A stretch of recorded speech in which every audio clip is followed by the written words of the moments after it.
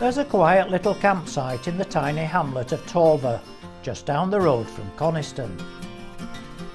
Late September can be a good time to visit the Lake District, just as the leaves are beginning to turn, and it's a lot less crowded.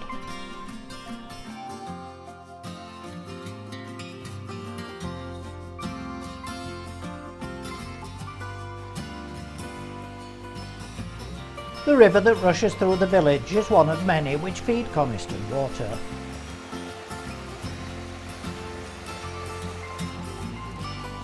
Coniston used to be a copper mining village and still has rows of miners' cottages. Lake Road runs from the village to the boat landing. Here there's a boat hire firm as well as private moorings.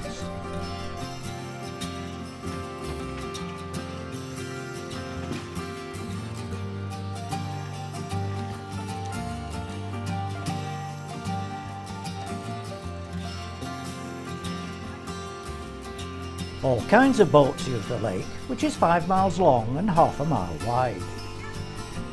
One very special boat is the steam yacht Gondola, launched in 1859 and now owned by the National Trust. She gives 1-hour cruises on the lake.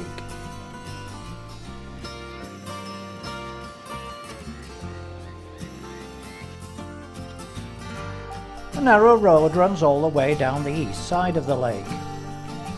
This is where Donald Campbell died in 1967 whilst attempting to reach 300 miles per hour on water.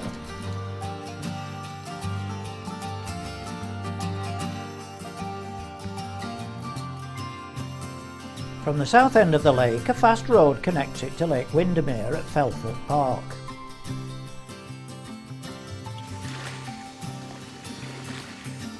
At 10 miles long and a mile wide, Windermere is England's largest lake. The lake is much busier than Coniston, with far more visitors and boats. As the grounds of a former Victorian house, Felfoot has a boathouse, now used as a cafe, and is the headquarters of the South Windermere Sailing Club.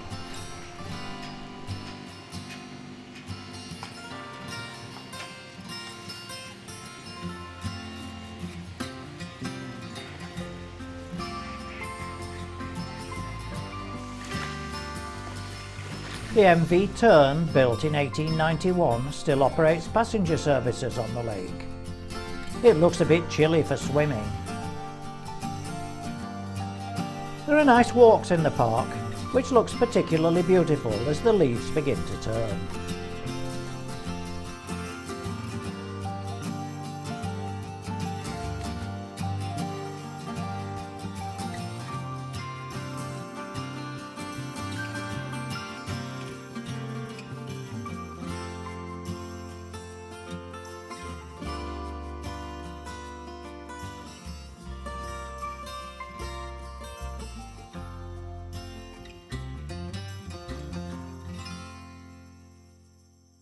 Between the two lakes is Grisdale Forest, made up of a number of hills and small tarns.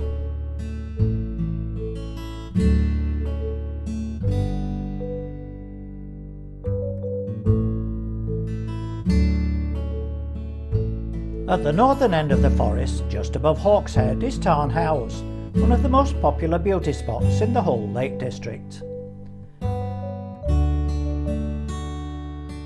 There are pine trees round the edges and smooth fells rising behind. It was created in the 19th century by damming a stream and joining 3 swampy pools together.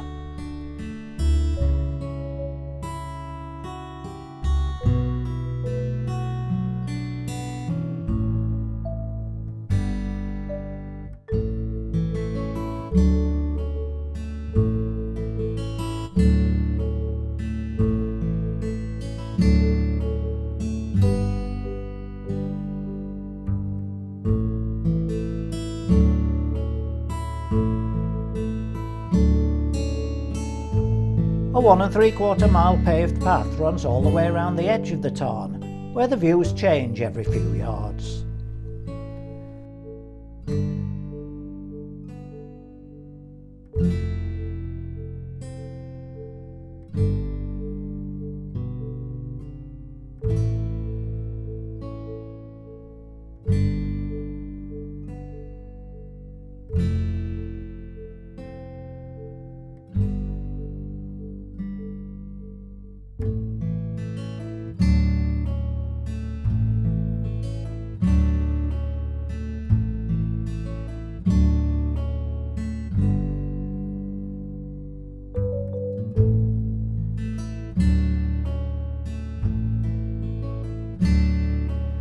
clear demarcation between the National Trust-owned Tarn Woods and the surrounding farmland.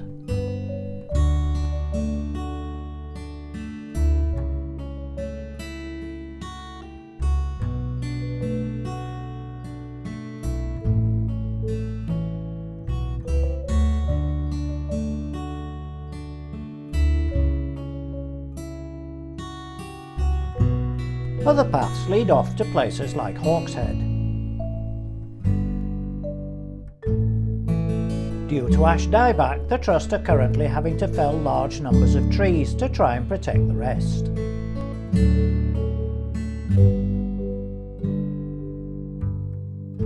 For some reason, people have been driving coins into this stump.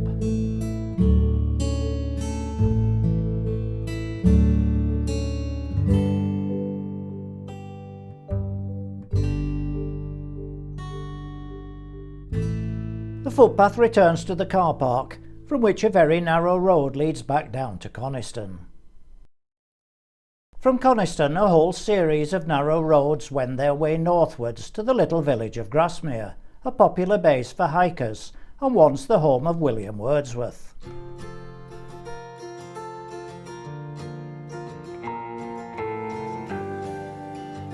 The road out of Grasmere heads north and comes next to Thirlmere. The main road runs down the east side, but a quieter one follows the western shore. Both sides of this natural lake are thickly forested.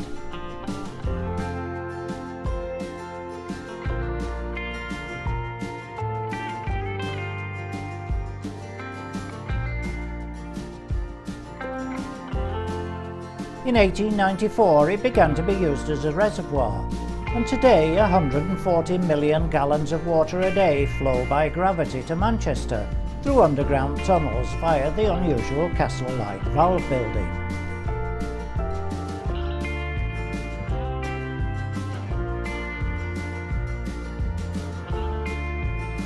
There's a series of viewpoints over the lake and a footpath round the edge.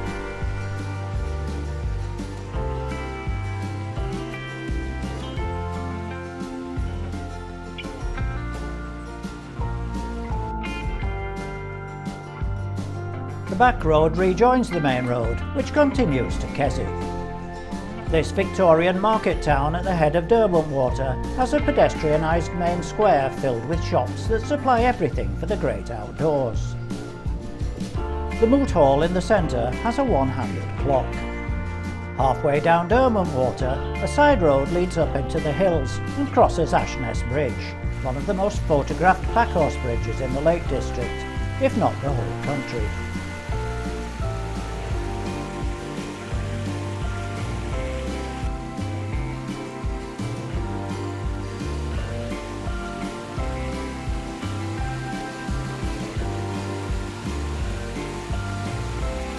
Nervous drivers cross the bridge very slowly.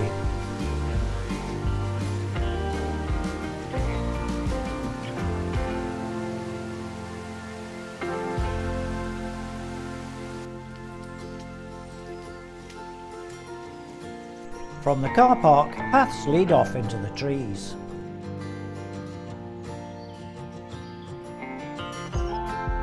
A little higher up the road, one comes to Surprise View.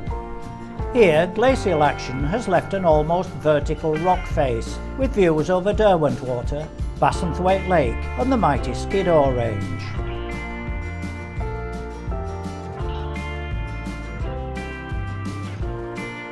The road continues up onto the open fells and ends at Watendlath. Here is a small tarn used by fly fishermen who fish from the shore or from boats.